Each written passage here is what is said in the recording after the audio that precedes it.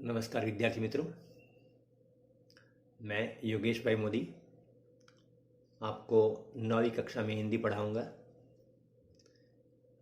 हमारा जो स्कूल की जो यूट्यूब चैनल है उसके ऊपर हमने 9वीं कक्षा का पहला काव्य आराधना पढ़ा था। आज हम दूसरे पाठ की ओर जा रहे हैं। मैं यह अपेक्षा करता हूँ कि आप सभी ने अपनी अपनी कापियाँ, अपनी टेक्स्ट बुक, पाठ्य पुस्तक को अपने पास खुला रखा होगा। तो आज हम पढ़ने जा रहे हैं दूसरा पाठ हिंदी का, जिसका नाम है न्याय मंत्री। आप किताब में देखिए, मैं यहाँ पर आपको पढ़ा रहा हूँ। पाठ के लेखक है सुदर्शन जी, जिनका जन्म 1896 ईस्वी और निधन सन 1968 ईस्वी में हुआ था। पहला जो पैराग्राफ है उसमें लेखक का परिचय दिया होता है, उसको हम देखेंगे। सुदर्शन जी का मूल वास्तविक नाम बद्रीनाथ शर्मा था। आपका जन्म 1896, आपका यहाँ पर शब्द लिखा है। क्यों? क्योंकि जो बड़े होते हैं, जिनको मान देना होता है, वे उनके लिए आप शब्द का प्रयोग होता है। तो यहाँ पर है, आपका जन्म 1896 ईस्वी पंजाब राज्य के सियालकोट नामक स्थान में हुआ था। बचपन से ही आपने कहानियां लिखना प्रारंभ किया था। पुष्पलता, सुप्रभात, परिवर्तन, पनघट, नगीना आदि आपके सुप्रसिद्ध कहानी संग्रह है।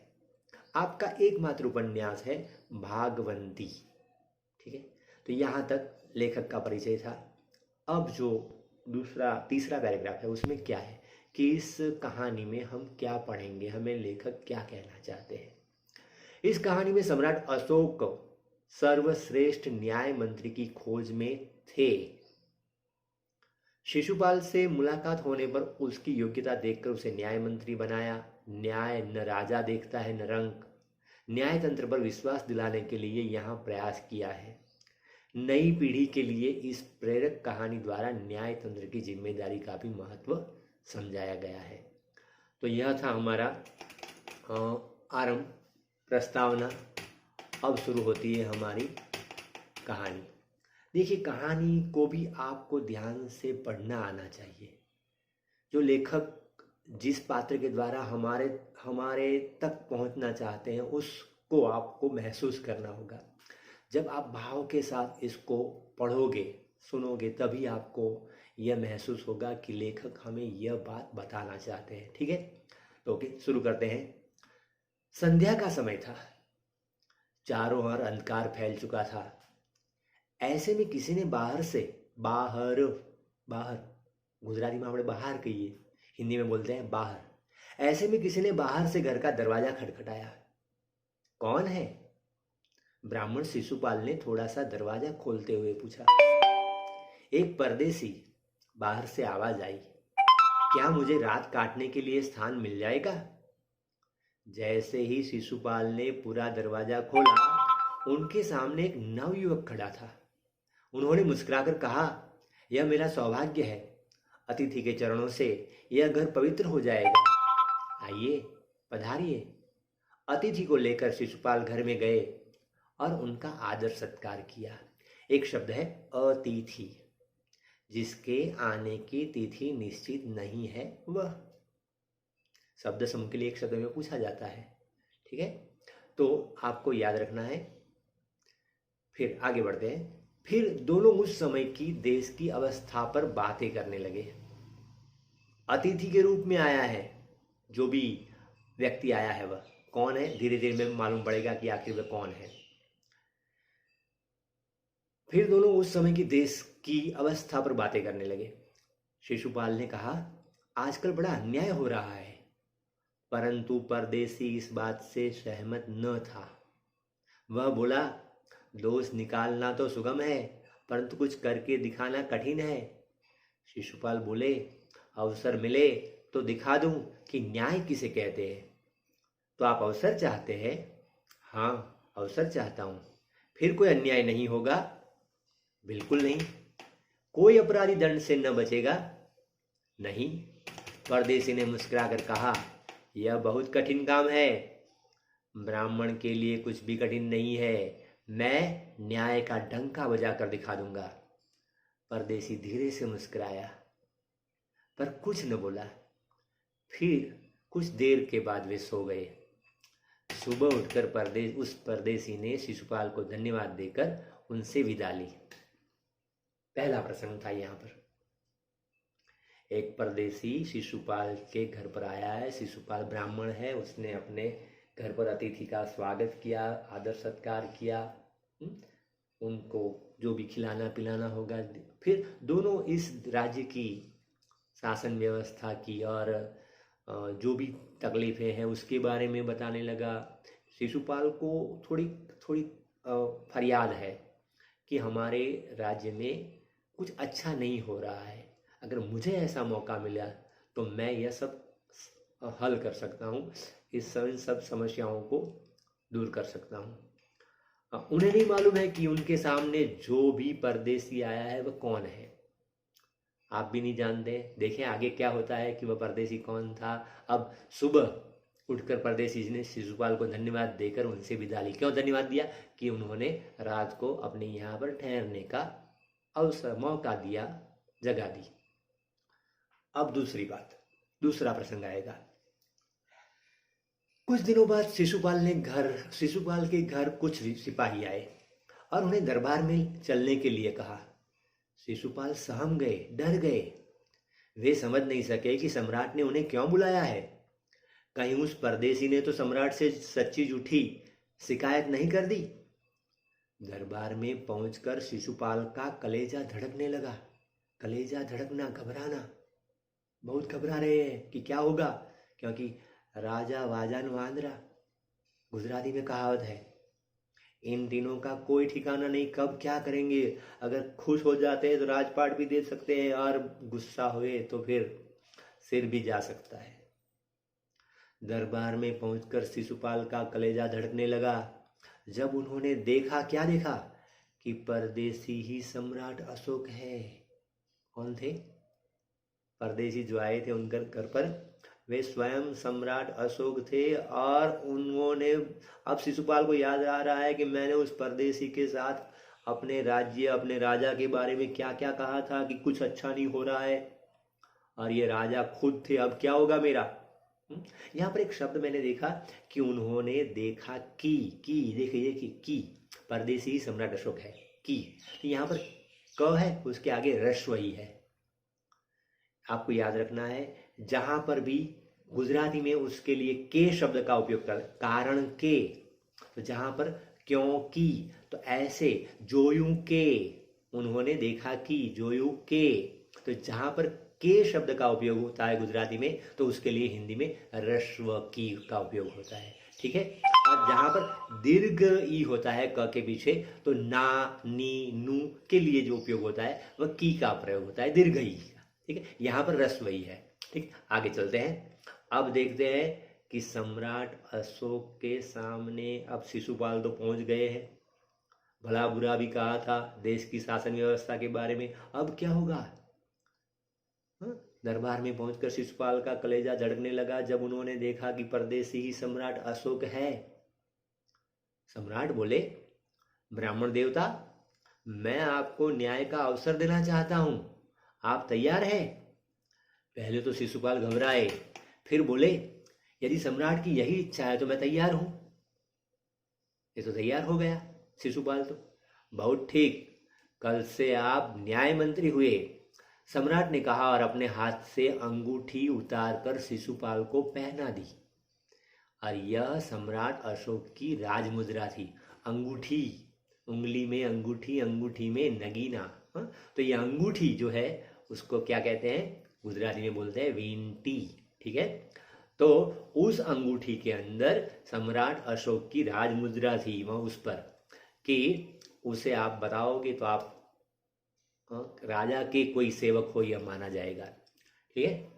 तो सम्राट ने कहा, यह अंगूठी आप अपने पास रखिए, जो राजमुद्रा है।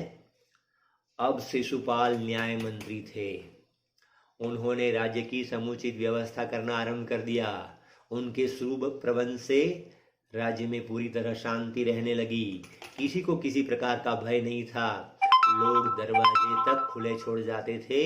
चारों तरफ न्याय मंत्री के सुप्रबंध और न्याय की धूम मच गई। तो यहाँ पर देखिए, शिशुपाल केवल बोलने वाला नहीं था, उसने अपने हाथ में जब शासन आया, राजमुद्रा आई, जिम्मेदारी आई, तो उसको अच्छी तरह से निभाने भी लगा और इतनी अच्छी व्यवस्था की कि लोग बड़े खुश हो गए और प्रशंसा करने लगे कि चलिए हमारे यहाँ कोई अच्छा सा न्याय मंत्री आया है जो अच्छा सा काम कर रहा है। अब दूसरा प्रसंग समाप्त हुआ जब शिशुपाल को न्याय मंत्री बनाया गया। हमारा पाठ का टाइटल क्या है? न्याय मंत्री। न्याय मंत्री का नाम क्या है? शिशुपाल। ठीक है, अब देखते हैं तीसरा प्रसंग। लगभग 1 महीने बाद किसी ने रात में एक पहरेदार की हत्या कर दी। सुबह होते ही यह बात चारों तरफ फैल गई। लोग बड़े हैरान थे। शिशुपाल की तो नींद ही उड़ गई। उड़ ही जाना स्वाभाविक था, क्योंकि खुद न्याय मंत्री है और उसके राज्य में यह हुआ। उन्होंने खाना पीना छोड़कर अपराधी का पता लगाने में रात दिन एक कर दिया। रात दिन एक कर देना, बहुत कड़ा परिश्रम करके किसी बात का पता लगाना। उन्होंने रात दिन एक कर दिया। बहुत प्रयत्न करने के बाद जब अपराधी का पता चला तो शिशुपाल के आश्चर्य का ठिकाना न रहा। क्यों? क्योंकि स्वयं सम्राट ने उस पहरेदार की हत्या की थी। सम्राट को अपराधी घोषित करना बहुत ही कठिन काम था। शिशुपाल करे भी तो क्या करे? एक और वे न्याय मंत्री थे और दूसरी ओर सम्राट के सेवक। परंतु न्याय की दृष्टि में सम्राट और साधारण व्यक्ति में कोई अंतर नहीं होता। अगले दिन शिशुपाल दरबार में पहुंचे। सम्राट अशोक सिंहासन पर बैठे हुए थे। आते ही उन्होंने शिशुपाल से पूछा, अपराधी का पता चला? देखिए, सम्राट खुद जो अपराधी है और खुद परीक्षा लेने के लिए पूछ रहे हैं कि अपराधी का पता चला? न्याय मंत्री ने साहस पूर्वक कहा, जी हां, चल गया। अब तो फिर उसे उपस्थित करो। न्याय मंत्री कुछ रुके, फिर अपने उच्च अधिकारी को संकेत करते हुए बोले, धनवीर, जो उच्च अधिकारी था उसका नाम क्या था? धनवीर। धनवीर, धनवीर, इन्हें गिरफ्तार कर लो, मैं आज्ञा देता हूं। और संकेत किसकी ओर था? सम्राट की ओर था। दरबार में निस्तब्धता छा गई, सन्नाटा छा गया, शांति छा गई। अब क्या होगा? ये व्यक्ति, ये शिशुपाल क्या बोल रहा है? सम्राट को गिरफ्तार करने की बात बोल रहा है। दरबार में निस्तब्धता छा गई। सम्राट का चेहरा क्रोध से लाल हो गया। वे सिंहासन से खड़े हो गए और बोले, इतना साहस? न्याय मंत्री ने ऐसा भाव प्रकट किया जैसे कुछ सुना ही ना हो। उन्होंने अपने शब्दों को फिर दोहराया, धनवीर, देखते क्या हो, अपराधी को गिरफ्तार करो। दूसरे ही क्षण सम्राट के हाथों में हथकड़ी पड़ गई। न्याय मंत्री ने कहा, अशोक, तुम पर पहरेदार की हत्या का आरोप लगाया जाता है, तुम इसका क्या उत्तर देते हो? सम्राट होंठ काट कर रह गए। क्या आदेश दिया कि तुम पर पहरेदार की हत्या का आरोप लगाया जाता है? तुम क्या कहना चाहते हो? तुम्हें गिरफ्तार कर लिया गया है, क्यों? मालूम पड़ा? यह है कारण। सम्राट होंठ काट कर रह गए। न्याय मंत्री ने फिर पूछा, तो तुम अपना अपराध स्वीकार करते हो? अब क्या करें? हां, मैंने उसे मारा अवश्य है, पर वह उद्दंड था। सम्राट का उत्तर था। वह उद्दंड था या नहीं, तुमने एक राज कर्मचारी की हत्या की है, तुम अपराधी हो, तुम्हें मृत्युदंड दिया जाता है। न्याय मंत्री ने निर्णय दिया। अब क्या उत्तर दिया? अपराधी हो, तुम्हें मृत्युदंड दिया जाता है। राजा को मृत्युदंड देना। एक नौकर होकर मालिक को मृत्युदंड किया यहां पर आदेश देता है। अब क्या होगा? सभा में सन्नाटा छा गया, शांति छा गई। अब न्याय मंत्री का निर्णय सुन सम्राट ने सिर झुका लिया। मतलब कि सम्राट अशोक को पता चल गया कि हाँ, इसने सही बात की है। अपना सिर झुका लिया। वे तो स्वयं शिशुपाल की परीक्षा में सफल हो गए थे। सम्राट का हृदय ऐसे व्यक्ति को पाकर गदगद हो रहा था, ऐसे व्यक्ति को किस रूप में पाकर? न्याय मंत्री के रूप में पाकर। मगर अब क्या होगा? क्या राजा को फांसी दे दी जाएगी, मृत्युदंड दे दिया जाएगा? तभी न्याय मंत्री का संकेत पाकर एक कर्मचारी सम्राट अशोक की सोने की मूर्ति लेकर उपस्थित हो गया। कैसी मूर्ति? सोने की मूर्ति लेकर उपस्थित हो गया। न्याय मंत्री ने खड़े होकर कहा, सज्जनों, यह सच है कि मैं न्याय मंत्री हूं, और यह भी सच है कि अपराधी को दंड मिलना चाहिए, परंतु अपराधी और कोई नहीं, स्वयं सम्राट है। शास्त्रों में राजा को ईश्वर का रूप माना गया है। शास्त्रों में राजा को क्या माना गया है? ईश्वर का रूप माना गया है। इसीलिए उसे दंड भी ईश्वर ही दे सकता है। अतएव मैं आज्ञा देता हूं, इसलिए मैं आज्ञा देता हूं क्या? कि सम्राट को चेतावनी देकर छोड़ दिया जाए और उनके स्थान पर इस सोने की मूर्ति को फांसी पर लटका दिया जाए, जिससे लोगों को शिक्षा मिले। क्या उपाय ढूंढा है? देखो, न्याय मंत्री ने अपने राजा को सजा भी दी, लोगों को समझाया भी सही कि भाई राजा हो या प्रजा, सभी दंड के अपराधी है, जो भी है वह दंड के पात्र है। मगर यहाँ पर राजा ही सर्वश्रेष्ठ था, उसके ऊपर कुछ था ही नहीं। तो स्वाभाविक है कि राजा ईश्वर का रूप होता है, इसलिए उसे दंड भी ईश्वर ही दे सकते हैं। इसलिए उनके स्थान पर उनकी सोने की मूर्ति को फांसी पर लटका दिया गया और राजा को चेतावनी देकर छोड़ दिया गया। देखिए अब क्या होता है। न्याय मंत्री का न्याय सुनकर लोग जय जयकार कर उठे। जब सब लोग चले गए तो शिशुपाल ने राजमुद्रा सम्राट के सामने रख दी और बोले, महाराज, यह राजमुद्रा वापस ले ले, मुझसे यह बोझ नहीं उठाया जाएगा, क्योंकि यहाँ पर तो आप खुद मेरे सामने ऐसी समस्या ला रहे हो कि मैं क्या करूं।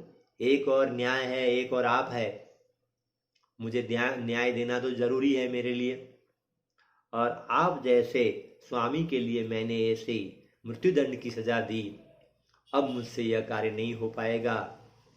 मगर सम्राट अशोक है जो गुणग्राही है, अच्छे अच्छे व्यक्तियों को अपने दरबार में नियुक्त करते थे।